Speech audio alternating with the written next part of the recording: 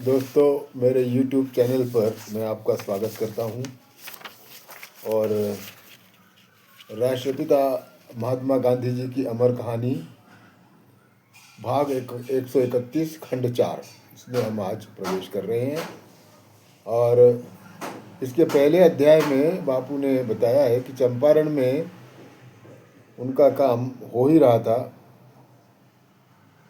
तभी उनको उनके मित्र का पत्र आया और खेड़ा गांव में किसानों का कुछ प्रॉब्लम था, कुछ समस्या थी। तो उनको वहाँ जाने की इच्छा नहीं थी, लेकिन उनके पत्र आए, उनका आग्रह हुआ कि आप यहाँ पर आकर नेतृत्व करें, इस किसानों की समस्या के लिए कुछ इसका निदान हो। तो और वहाँ रहकर वो संभव नहीं था, इसलिए उनको तत्काल अहमदाबाद आना पड़ा। और अहमदाबाद में आने के बाद वहाँ पे एक और समस्या खड़ी हुई थी, वो थी मिल, अहमदाबाद मिल की मजदूरों की समस्या थी। और मजदूर मिल सब बापू के दोस्त थे, अतः उनके खिलाफ कोई आंदोलन करना नहीं चाहते थे, सत्याग्रह करना नहीं चाहते थे। लेकिन किसानों की जो मजदूरों की जो समस्या थी वो भी वाजिब थी। अतः उन्होंने मालिकों से बात करके उनको कहा कि आप एक पंच नियुक्त करें और इनकी जो मांग है उनके ऊपर कोई सहानुभूतिपूर्वक निर्णय लें। लेकिन मालिकों ने ये ठुकरा दिया और कहा कि हमारे बीच में हमें कोई भी पंच नहीं चाहिए। उसके बाद बापू ने उन्हें हड़ताल करने की सलाह दी और किस तरह से वो हड़ताल करनी है, क्या क्या नियम है, ये सब बताए। और वो हड़ताल हुई और उसका मार्गदर्शन बापू ने किया। और ऐसा यहाँ तक बताया और अंत में यही हुआ कि मिल मालिक बोले कि हमारा और मजदूरों का पिता पुत्र का संबंध है, तो हम पंचों को क्यों बीच में पड़ने दें। यही वो अध्याय समाप्त हो गया। अब इस अध्याय को देखते हैं हम। आश्रम के दर्शन। ये आश्रम मतलब साबरमती का आश्रम। मजदूरों के प्रकरण आगे चालू रखने से पहले आश्रम पर एक नज़र डालना आवश्यक है। चंपारण में रहते हुए भी मैं आश्रम को भूल नहीं सकता था और बीच बीच में एक चक्कर लगा लेता था। कोचरब अहमदाबाद का एक छोटा गांव था। आश्रम की जगह इस गांव में थी। कोचरब में प्लेग का प्रादुर्भाव हुआ और बच्चों को मैं वहाँ सुरक्षित नहीं रख सकता था। हम आश्रम में कितनी भी साफ सफाई और सुरक्षा रखते थे, पर आसपास की गंदगी से आश्रम को सुरक्षित रखना संभव नहीं था। कोचरब के लोगों से स्वच्छता का पालन करवाना हमारा, अथवा ऐसे प्रसंग पर उनकी सेवा करने की शक्ति हम में नहीं थी। हमारा उद्देश्य था कि आश्रम शहर अथवा गांव से अलग हो जाने पर आश्रम शहर अथवा गांव से अलग हो, पर जाने आने की असुविधा न हो, इतना भी दूर ना हो। यदि आश्रम का नाम अच्छा होना है तो उसके लिए खुली जगह पर आश्रम के लिए खुद की ज़मीन खरीदना जरूरी था।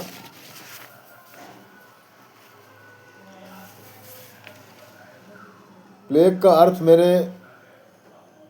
हमें कोचरब छोड़कर जाने की प्लेग का अर्थ मैंने ऐसा लगाया कि ये हमें ईश्वर की कोचरब छोड़ के जाने की नोटिस थी।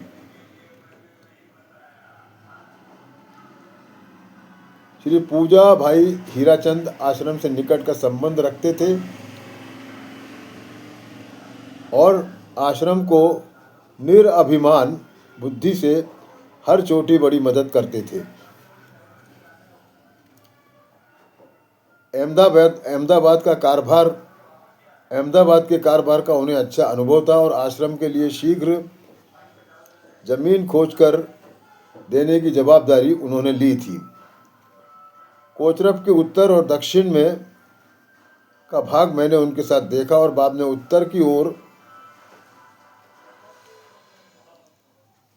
3-4 मील पर यदि जमीन मिलती हो तो उनको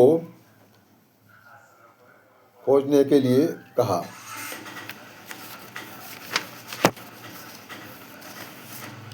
ये जो जमीन थी, जेल इसके पास थी,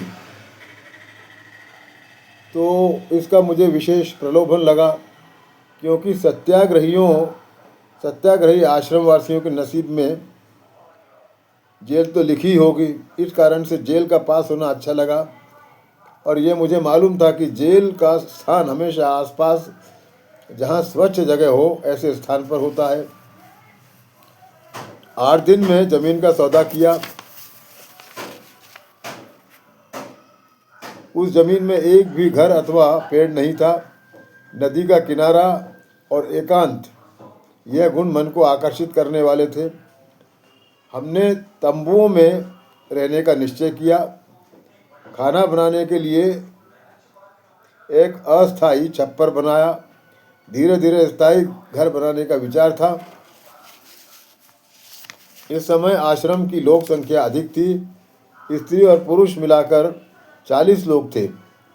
सब एक जगह खाना खाते थे। इतना अच्छा था। योजना तैयार करने वाला मैं था और उसको अमल में लाने का बोझा उठाने वाले हमेशा की तरह मगनलाल गांधी थे। पक्के मकान बनने तक हमारी तकलीफ़ों का अंत नहीं था। बरसात सिर पर आ गई थी और सारा सामान 4 मील पर शहर से यहाँ लाना था। इस कच्ची ज़मीन में सर्प इत्यादि भी थे। ऐसी स्थिति में बच्चों को संभालना आसान नहीं था।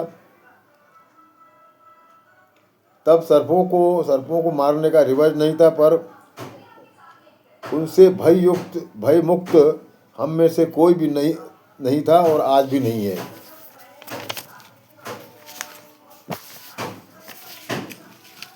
हिंसक प्राणियों को न मारने का रिवाज का नियम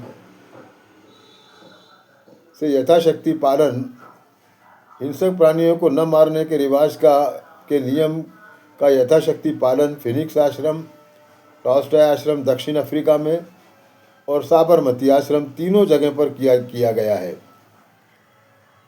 तीनों जगहों पर कच्ची ज़मीन में ही रहना पड़ा था। तीनों जगह जीव जीवाणुओं का उपद्रव बहुत होने पर भी आज तक एक भी मृत्यु नहीं हुई। इसमें मेरे जैसे श्रद्धालु व्यक्ति को तो ईश्वरी कृपा दिखाई देती है।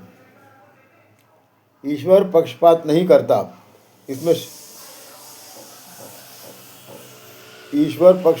करता। इसमें शंका करने का कारण नहीं है। ईश्वर की कृति का वर्णन लौकिक भाषा में करने पर भी मुझे मालूम है कि ईश्वर की कृति अवर्णनीय है, पर मनुष्य यदि वर्णन करने लगे अर्थात उसके पास उसकी तोतली बोली के अलावा अन्य साधन नहीं है। सामान्य रूप से सर्प इत्यादि को न मारने का रिवाज होने पर भी हमारे आश्रम में लोगों के 25 साल निर्विघ्न बीते। यह एक संयोग के बजाय ईश्वरी कृपा मानना ये भ्रम है, तो ऐसा भ्रम भी सीने से लगाने लायक है। मजदूरों की हड़ताल हुई उस समय आश्रम की इमारत की नींव रखी जाने का काम चल रहा था। आश्रम का मुख्य कार्य बुनाई का था। सूत काटने की खोज तो मैं अब तक नहीं कर सका था, इसलिए बुनाई के काम के लिए स्कूल की इमारत पहले बनाने का निश्चित किया और उसी की नींव रखने का काम चल रहा था। तो इसमें बापू ने साबरमती आश्रम के निर्माण के बारे में बताया है। अब हम आगे के भाग में देखेंगे। आपका बहुत बहुत धन्यवाद।